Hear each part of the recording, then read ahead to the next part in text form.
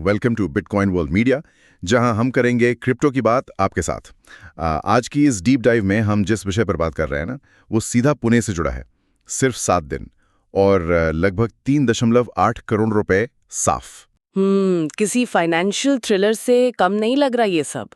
बिल्कुल वही तो, लोगों की जिंदगी भर की कमाई मिनटों में गायब हो गई। सही कहा। और सबसे बड़ा सवाल यही है कि आखिर हो कैसे रहा है। आज हम यही समझेंगे कि स्कैमर्स इतनी आसानी से लोगों का दिमाग कैसे हैक कर लेते हैं और इन घोटालों में डिजिटल करेंसी यानी क्रिप्टो का इतना बड़ा रोल क्यों है। हाँ, क्योंकि अगर पुणे वाले केसेस की बात करें तो 3.8 करोड़ की इस ठगी में एक बड़ा साफ पैटर्न नजर आता है। जैसे एक 77 साल के बुजुर्ग से डिजिटल अरेस्ट के नाम पे 1.62 करोड़ लूटना। बाप रे, बहुत बड़ी रकम है ये। एक और केस में नकली ट्रेडिंग ऐप के जरिए लगभग 69 लाख उड़ गए।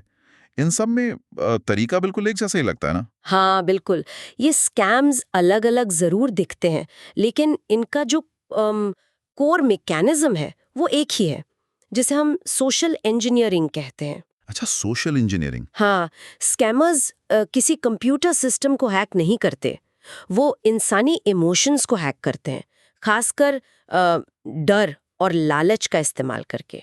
ये तो बिल्कुल किसी नकली मूवी सेट जैसा हो गया। वो कॉल के बैकग्राउंड में पुलिस स्टेशन का शोर सुनाते हैं या फिर ऐप की स्क्रीन पर नकली प्रॉफिट दिखाते हैं ताकि दिमाग लॉजिक छोड़कर सीधा पैनिक या लालच में चला जाए। सही पकड़ा आपने, एकदम वही होता है। लेकिन रुकिए, मुझे यहाँ एक बात बिल्कुल समझ नहीं आई। पुणे तो हमारा एक बहुत बड़ा आईटी हब है ना, बिल्कुल। और फेक कॉल्स में कैसे फंस जाते हैं? ये बहुत ही वैलिड पॉइंट है। पर देखिए, टेक की जानकारी होना और साइकोलॉजिकल खेल से बचना दोनों बहुत अलग बातें हैं। पुणे में स्कैमर्स ने खास तौर पर 2 तरह के लोगों को टारगेट किया है। अच्छा, किन किन लोगों को? एक तरफ वो रिटायर्ड लोग हैं जिनके पास काफी बड़ी सेविंग्स होती हैं, पर नए डिजिटल थ्रेड्स की उतनी समझ नहीं होती। और दूसरी तरफ हमारे आईटी प्रोफेशनल्स हैं। आईटी वाले भी फंस रहे हैं इसमें? बिल्कुल, आईटी वाले चाहे जितने टेक सेवी हों, पर उन पर भी फियर ऑफ मिसिंग आउट यानी पीछे छूट जाने का डर हावी होता है। जब उन्हें व्हाट्सएप ग्रुप्स पर बाकी लोग रोज मुनाफे के स्क्रीनशॉट्स डालते दिखते हैं ना, तो उनका दिमाग दरअसल स्कैमर्स के ही साथी होते हैं, में फंस रहे हैं। लेकिन इस सब में क्रिप्टो का क्या कनेक्शन है? ये चुराए गए पैसे ट्रेस क्यों नहीं हो पाते?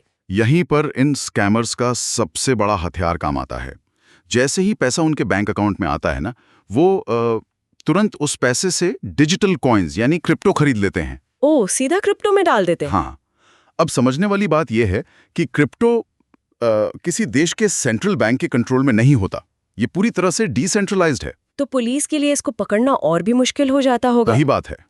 जैसे ही पैसा क्रिप्टो बनकर किसी दूसरे देश के वॉलेट में ट्रांसफर होता है, हमारे पुलिस के कानून की हदें वही खत्म हो जाती हैं। उसे ट्रैक करना आम बैंक खाते के मुकाबले लगभग नामुमकिन हो जाता है। ये तो वाकई बहुत डरावना है। ऐसे में एक बड़ा सवाल उठता है। क्वेश्चन, पुलिस या सरकारी अधिकारी बनकर आने वाले डरावने कॉल से कैसे बचा जा सकता है?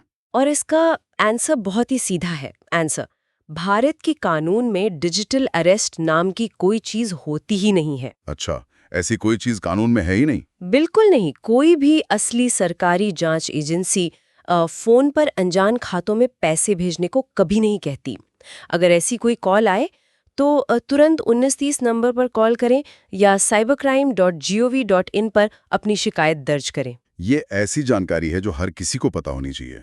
अगर हम 2025 के आंकड़ों पर नजर डालें तो पूरे देश में ऐसी 24 लाख शिकायतें आई थीं और नुकसान जानते हैं कितना हुआ? कितना? लगभग 22,495 करोड़ रुपए का।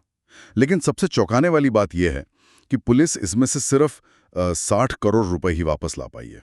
बाप रे, ये आंकड़े सच में एक बहुत ही गहरा सवाल खड़ा करते हैं।